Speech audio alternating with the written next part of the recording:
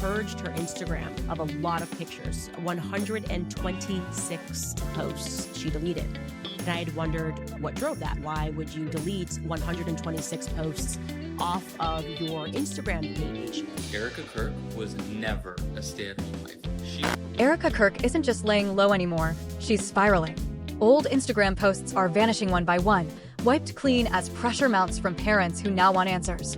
Not vague explanations, not PR statements, real answers. Because the children once featured on her page, people have started asking a question that refuses to go away. Where are they now? And this is where everything shifts. This isn't gossip anymore. It's not just whispers buried in comment sections. People are digging deep. Old posts are being pulled back into the light, screenshotted, archived, dissected. Every image, every caption, every detail is being re-examined under a microscope. And as that happens, another thread starts resurfacing Romania. Her past charity work. Connections that, until now, felt distant, but suddenly don't. In just the last 30 days, Erika has reportedly erased over 40 posts from her account. Not quietly either. This came right as online investigators began circling harder, fueled by claims spreading faster than ever. But here's the problem with trying to clean the past. Deleting something doesn't make it disappear. Not anymore. Because one post, in particular, refuses to stay buried. February 2015. Erika is on a TV set, smiling for the camera. The caption seems harmless at first glance. The perk of playing a young mom TV role. Hourly baby rentals. At the time, maybe it passed as a joke. Maybe no one thought twice. But now, that single line has taken on a completely different weight. A different tone, a different implication, and people can't unsee it. One user summed up the mood bluntly: she's scrubbing her skeletons. And that's exactly how it feels to a growing number of people watching this unfold. Because when posts start disappearing the moment questions begin, it doesn't calm anything down. It does the opposite. It pulls more eyes in. It makes people wonder what else hasn't been seen yet. Now layer this on top of what's already circulating. Erika Kirk's name has been tied, online, to a much larger narrative. One involving alleged tracking patterns connected to her charity work overseas. And this is where things get complicated, because not everything being said carries the same weight. Some of it is documented. Some of it is interpretation. Back in 2006, Erika founded a nonprofit called Everyday Heroes Like You. Through it, she launched a project in Constanța, Romania, Romanian Angels. On paper, the mission was clear: support local orphans, provide help where it was needed most. One of the centerpiece efforts? A Christmas program where people in the US could adopt a child for the holidays by sending gifts. Those gifts weren't random either. They were organized, coordinated, delivered with the help of US military personnel stationed at a nearby NATO base. It looked structured, legitimate, even generous. And at the time, that's exactly how it was portrayed. Between 2011 and 2015, Romanian media covered these efforts in a positive light. Reports showed donations reaching hospitals, placement centers, children in need. No red flags, no warnings, nothing that hinted at anything darker beneath the surface. But now, years later, one word has become the center of a storm: adopt. Online, that single term has been pulled out, twisted, and reinterpreted. Critics are using it to suggest something far more serious: illegal adoptions, trafficking narratives, despite the fact that the program itself referred only to holiday gift sponsorship, not actual adoption. And yet, in the current climate, context doesn't always control the narrative. Because once doubt enters the story, it spreads. An international project called Romanian Angels, where they sponsor an orphanage in Romania. And what they did at that orphanage is so sickening and demonic that I can't even say it online or off. There are also claims being pulled from a completely different era, specifically a 2001 investigation into adoption agencies in Romania. That case is now being used as evidence in conversations surrounding Erika, even though her organization didn't even exist until 2006. On paper, the timeline doesn't line up. Even some of the people pushing these theories admit that. But then they pivot. Because their argument isn't that Erika was directly involved back then. It's something more unsettling. They suggest that whatever system existed in 2001 didn't just disappear.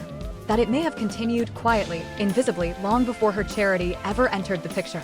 In their view, the timeline gap doesn't clear anything. It just raises a different kind of question. What if the foundation was already there? And then there's the travel narrative.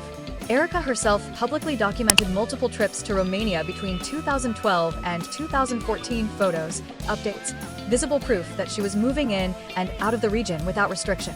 That directly clashes with online claims suggesting she had been banned from traveling there. The receipts are there. The contradiction is obvious. But instead of shutting things down, it's only added more fuel. because now people aren't just debating what happened, they're debating what's true at all. At the same time, another thread has been pulled into the conversation, this one from 2019. A criminal complaint involving a U.S. military official stationed at the same Romanian base tied to the charity's logistics. That case, separate and unrelated on record, has now been folded into the narrative surrounding Erika. No confirmed link, no official connection. And yet, it keeps resurfacing, stitched into the story as if proximity alone is enough to raise suspicion. And this is where everything starts to intensify. Because beyond the speculation, beyond the timelines and contradictions, there's a darker reality that no one can ignore. Romania has been at the center of real, documented trafficking cases. Investigations have uncovered networks where children, some as young as 10, were groomed, moved across borders, and exploited in countries like the United Kingdom. These weren't isolated incidents. Reports describe systems designed to control victims, to break them down, to keep them trapped while authorities struggle, sometimes unsuccessfully, to dismantle the operations behind it all. And then there are the voices of survivors. In one case, a 26-year-old woman stepped forward with her story. Not anonymous, not hidden. She described being trafficked across multiple countries: Hungary, Austria, Switzerland, her life reduced to a series of movements she didn't choose. It started when she was just 16. Someone she trusted approached her first. Promises were made. A better life, opportunities, escape. But those promises weren't real, they were bait. She was manipulated, drawn in slowly, until leaving was no longer an option. And even when she tried to break free, it didn't end. She described being pulled back in again, deceived a second time, sent into another situation she couldn't control. It wasn't until much later, with outside help, that she finally escaped. Stories like that don't just exist in the background of this conversation. They reshape it. Because once those realities are acknowledged, every other claim, every theory, every unanswered question starts to feel heavier. Most of the interviews, these women told me stories of being picked up from their home country, recruited in their teens, being groomed, being brought to New York, put in small apartments, given limited money. Stories like these have changed the tone of the entire conversation. They've added gravity because they prove that trafficking networks aren't hypothetical. They've existed. They've operated in the same region tied to Erika's past charity work. And once that reality is acknowledged, everything circles back to the present. Because now, something else is happening. Parents are reportedly stepping forward. Not quietly, not vaguely. They're asking direct questions about the children Erika once posted on her social media. They want to know who those kids were, where they are today, how they were connected to her work, and most importantly, why those posts have suddenly disappeared. This is no longer about distant rumors or abstract theories. This is about real, identifiable children who appeared in public content that is now gone. And that raises a question that refuses to go away. Why delete it now? If everything in those posts was harmless, documented, transparent at the time, then why remove it the moment scrutiny begins?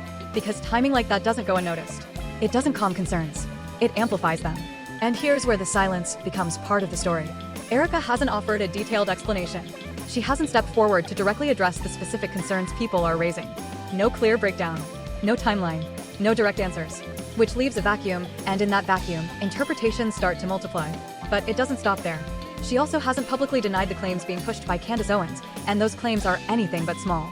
They're loud, they're specific, and they've spread fast. Which is why a growing number of people are asking a pointed question. If none of this were true, wouldn't there have been legal action by now? And just when it seems like the situation couldn't get more intense, it shifts again. Because now, the focus is expanding into something even more personal. People online have started bringing up Erika's own children. It's known that she has two, a son and a daughter. That part isn't disputed. But the speculation surrounding them has taken a darker turn. Some are now questioning whether those children are biologically hers at all. Others are digging into how they came into her life, trying to reconstruct a timeline that isn't fully visible to the public. And one detail keeps resurfacing: the absence of pregnancy documentation. Aside from a single ultrasound image, one that some online have already begun to question, there's very little publicly available that clearly shows that journey. No consistent timeline, no widely shared milestones. And for some, that absence isn't neutral. It's suspicious. Because in a story already filled with gaps, even silence starts to feel like a clue. Things couldn't be any more suspicious than they already are. Can anybody tell me why I can't find a picture of Erika Kirk pregnant? None. Not one. Not any. Others are also looking at her current lifestyle. She's frequently seen traveling, doing interviews, and appearing in media spaces, which has led some people to ask how often she's physically with her children and how her day-to-day life is structured around them. Then there's the way the children have been presented online. In the photos that have been shared, their faces are usually hidden, which is not unusual for privacy reasons, especially for public figures. However, some viewers claim that the images don't always appear consistent, pointing out differences in how the children look across posts. For example, some have said that in certain photos, the son appears older than expected, which has only added to the speculation. These ages don't match with the ages of her children. The children shown in this picture appear to be approximately, the boy looks like he's 4 or 5, and the girl looks 3. Publicly available information indicates that Erika and Charlie's kids, definitely the son, is much younger, approximately. Right now, none of these claims have been proven, but they refuse to fade. They keep circulating, growing louder, because no one has stepped in to shut them down directly. And in the absence of a clear response, speculation doesn't slow, it multiplies. Because now it's not just one narrative. It's layers. New theories about her personal life. Questions about her children. Alleged inconsistencies that people believe they've uncovered. All of it colliding at once, feeding into the same storm. And that's why this situation isn't cooling off, it's accelerating. Because once people start lining things up, timestamps, screenshots, old posts, missing pieces, it stops feeling like random internet noise. It starts to feel like something that demands an explanation. And right now, that explanation doesn't exist. There are no direct answers to the exact questions people are asking. No clear statements addressing the details under scrutiny. So the conversation keeps expanding, more people digging, more content resurfacing, more pressure building around the same central mystery. What is actually happening here? Because if there's truly nothing to hide, then why are the posts gone? And if there is something more beneath the surface, how much of it hasn't been seen yet? At this moment, the imbalance is impossible to ignore, far more questions than answers. And until something concrete breaks through the silence, this story isn't fading into the background anytime soon.